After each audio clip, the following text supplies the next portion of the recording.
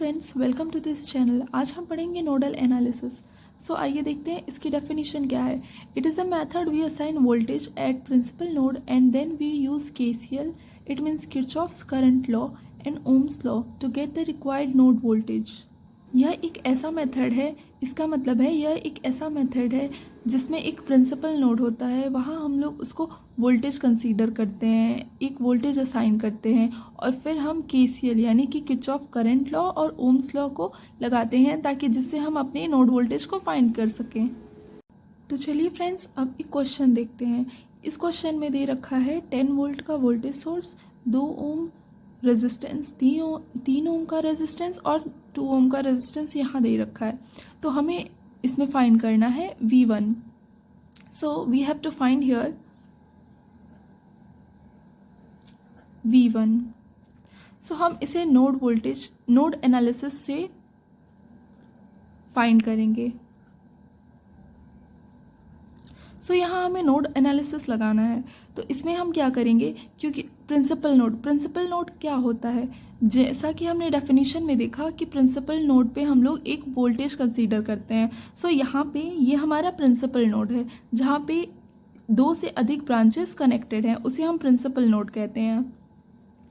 तो आइए हम इसे दोबारा रीड्रॉ करते हैं। 3 ओम, 2 ओम, 2 ओम, 10 वोल्ट। सो फ्रेंड्स, हमें ये V1 वोल्टेज फाइंड करना है। सो इसके लिए हम यहाँ पे ये जो वोल्टेज V1 है वही यहाँ पे V1, ये वही वोल्टेज यहाँ पे आएगा, इस नोड पे आएगा। सो हम इसको ग्राउंड कर देते हैं। अब हम लगाएंगे फ्रेंड्स नोडल एनालिसिस। तो नोडल एनालिसिस लगाने के लिए हम लोग किरचॉफ करंट्स लॉ और ओम्स लॉ का यूज़ करते हैं। तो यहाँ से आप नोट से देखोगे तो चलिए लगाते हैं।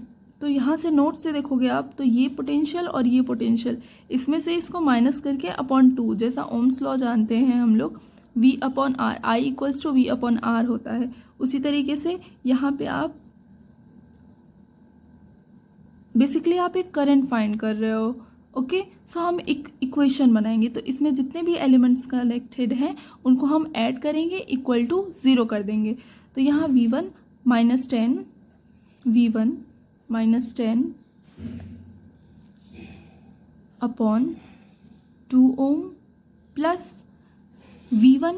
अब यहाँ कोई दूसरा वोल्टेज तो है नहीं, तो ये ग्राउंड है जिसे हम 0 कंसीडर करते हैं। सो ये हो जाएगा V1 upon 3 ohm plus similarly हम यहाँ V1 अपॉन 2 ओम करेंगे। सो V1 अपॉन 2 ओम हो जाएगा इक्वल टू 0। ओके, हमने यहाँ पे सारी करंट्स को आउटगोइंग मान लिया है। इट मीन्स हम जानते हैं कि जब भी हम करंट्स लॉ लगाते हैं तो वहाँ पे हम outgoing current equal to incoming current होता है। तो यहाँ पे तीनों करंट्स हमारी आउटगोइंग निकली, मतलब बाहर जाने वाली करंट्स है। तो इट मीन्स हम तीनों का सम करेंगे और इक्वल टू 0 कर देंगे। सो यहाँ पे इसको हम सॉल्व करते हैं।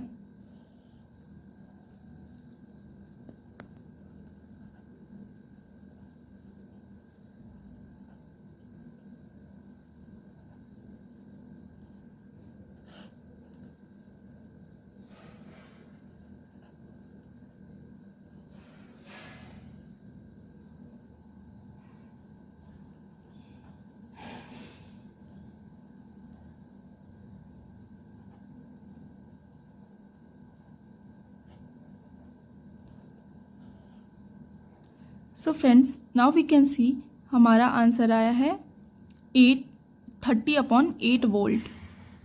सो दिस इज आर V1। सो आप देख सकते हैं कि कितना इजीली हमने V1 को फाइंड कर लिया है। सो इसी तरीके से आप अनदर सर्किट में भी, मतलब किसी अलग सर्किट में भी नोडल एनालिसिस को अप्लाई कर सकते हैं। Thank you.